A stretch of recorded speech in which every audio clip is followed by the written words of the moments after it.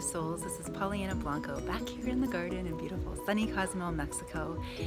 And here today, when I tuned into what I would share with you today, and I asked the muse for her lightning bolt of inspiration, what started percolating inside of me, thanks to the gift of her grace, was this message around creative detachment. And this, when I talk about creative detachment, it's something even much larger than just creating, whether you're talking about creating artistically or you're just talking about manifesting in life in general. There's a sweet spot between getting clear about what it is we would like to create or see appear out in, our 3D reality being, mirrored back to us. And then there's also the gestation time or the growth time, because we can get inspirations and thoughts so quickly in our mind, that lightning bolt. And then we sit with it. And I did a video earlier on this channel about talking about manifesting through the chakras. There's so much that I could say about that. But one of the important pieces that I didn't speak to as much in that video that is worth saying now is this whole idea of making sure that you create some breathing space. Also, when I am setting the intention that there's something I really want to call in, there's this internal process of getting clear inside of myself. And it's actually a really embodied process rather than just a heady process. I mean, oftentimes I get a thought and then I get a signal in my body that I get this little, almost like a nervous excitement. And over the years, I've had to learn how to discern the difference between it being like fear versus nervous excitement. And I now know that when I feel a little bit of fluttering of nervous excitement, that's a good thing. It's not something to pull back from. It's not something to avoid or distract from. It's actually the really juicy, yummy part of the inspiration. It's the part that is going to catapult me out of my comfort zone so I can grow and create something beyond what already exists in the here and now for myself. And so that's one really important discernment. Is for me, I feel it in my gut. And I've also learned through contrast that if I've been in a situation that isn't for my highest good, or that's potentially even threatening on some level, that is in an unhealthy or toxic way, the feeling I feel in my gut is quite different. It's a sick feeling, whereas this is more a fluttery feeling. So that, for me, has been one important discernment. And again, for you, you might experience it in a different place of your body. But using your body almost as a pendulum, if you will, to sort of douse or check in with, what feels right for you, is something that becomes like an internal practice that you can cultivate through your focused awareness and conscious intention. And I mean, we have the gift of being here in a body. So the body is a great support if we allow it to be. The other thing I want to say is that when I get that, bolt of lightning and then that little fluttering in my stomach that says, yeah, this is good, and I'm a little excited yet nervous because, there's this space where all kinds of dimensions of my own being can kind of either get in the way or support that little seed of inspiration. In psychology, they talk about the different aspects which they call or often refer to as subpersonalities, such as the inner critic, the inner judge, the inner saboteur, that really represents the parts of us that growing up we may have disowned, so that we could feel safe, so that we could belong, so that we could receive love. They're oftentimes the parts of us that we ignored and repressed. Right when you're trying to call in something new, this wild team of energies can really kind of crop up. And in my book, In Rhythm with Your Soul, Break Through the Barriers to Being Creative, Face Your Demons and Dance, I talk in much greater depth about these daemon-like characters, who push us out of our comfort zone, but it's kind of a bumpy, spring break yacht boat party along the way.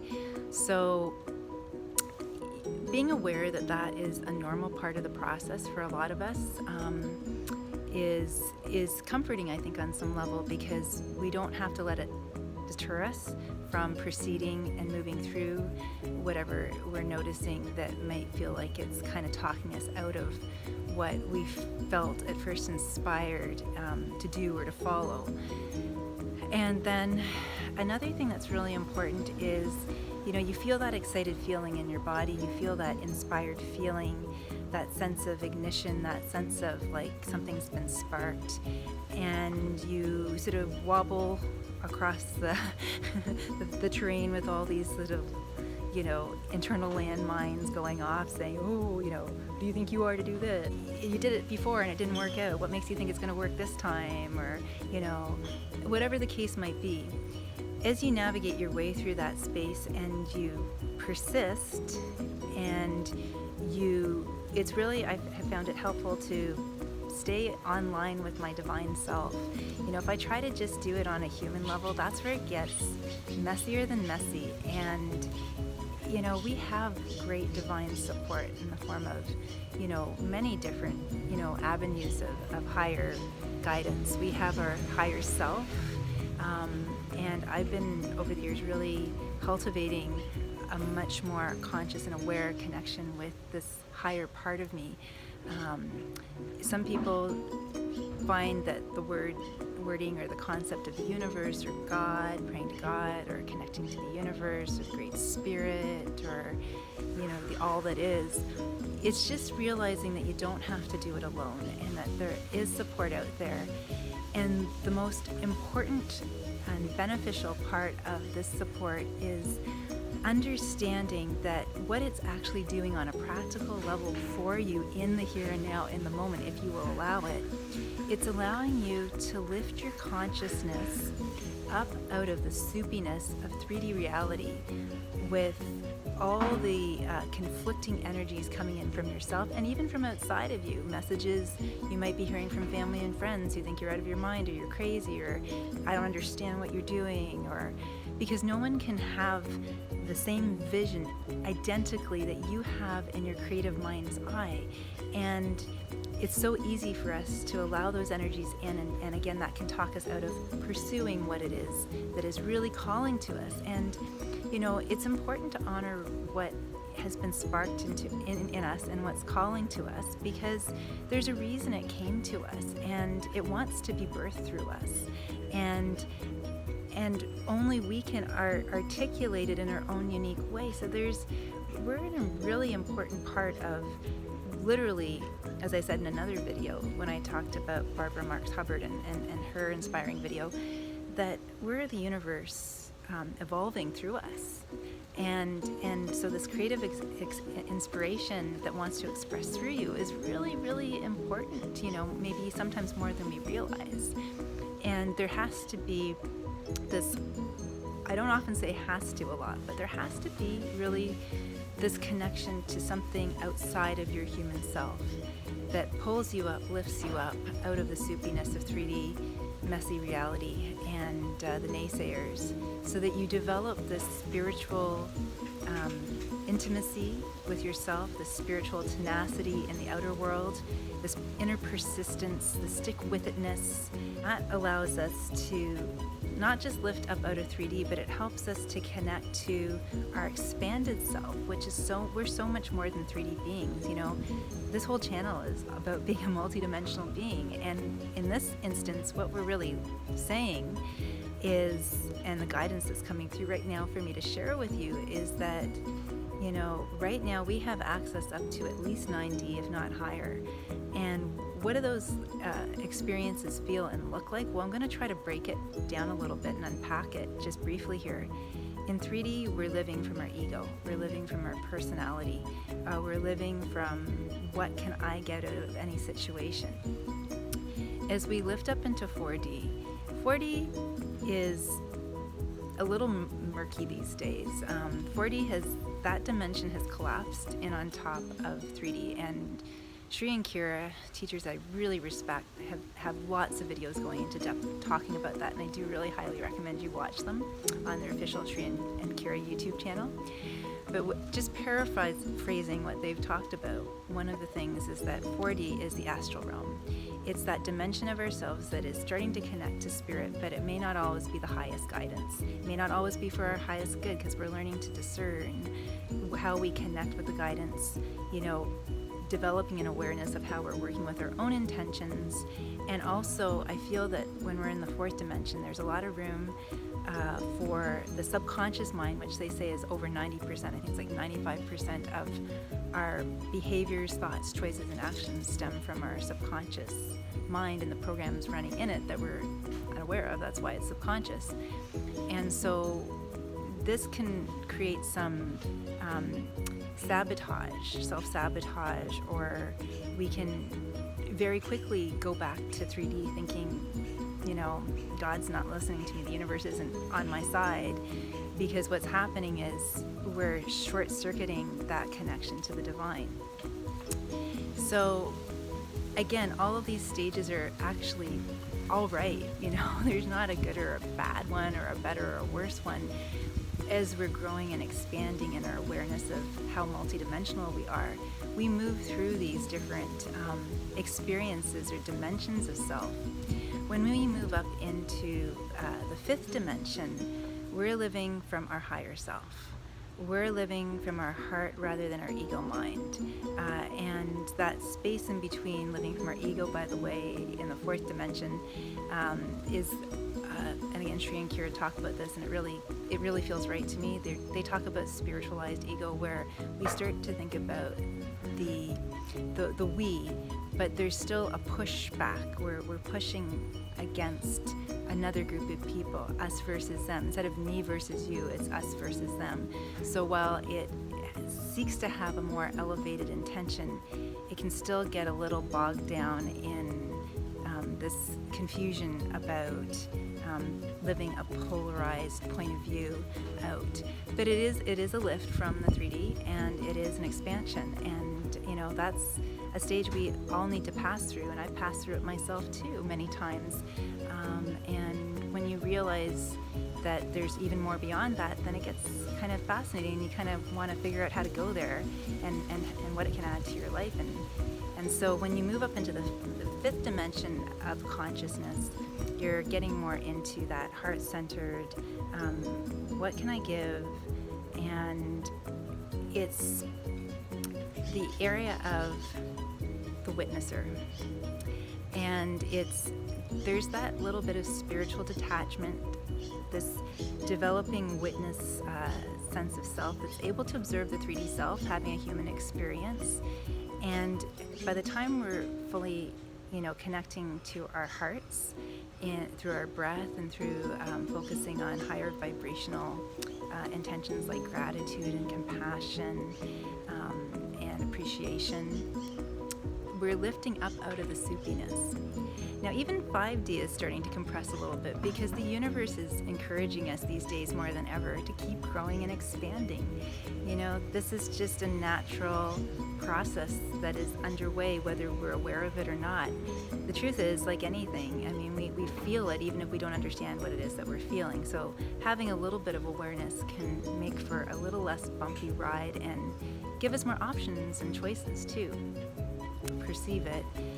You create more space through the observer self to respond rather than react, to hold space for yourself and for others, to be able to observe the parts of you that need a little more tender, loving care and attention, so that you can shift and transform them through your conscious awareness and whatever practices you feel called to in order to do that. And so detachment is actually a critical piece in the creative journey, and it's also a critical piece in terms of you being able to create from that expanded sense of self, which is a lot more joyous. You're in a lot more flow, and there's a lot less angst. And again, angst serves its purpose. Many an artist and creator and entrepreneur has had their angst-ridden experiences in 3D, and everything provides learning, and it's all valuable. It's also interesting to play with the possibilities that there are more floors in which to view the same locale. I can stay on the 3rd floor, I can move up to the 5th floor, 6th floor, even 7th floor, 8th floor, or 9th floor. So by the time you get up to 90, you're literally in an even farther removed from, the ground floor in terms of being able to just witness and observe it. You are the witness.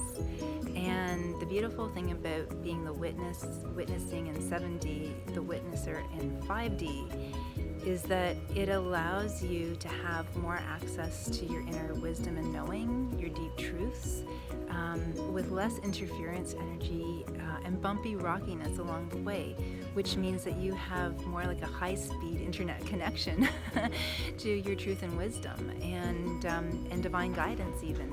Like there's less obstruction. It's more immediate, and there's more trust. Because imagine like a drain, and it's got all this gunk in it, and the water can get through it, but it's just a trickle.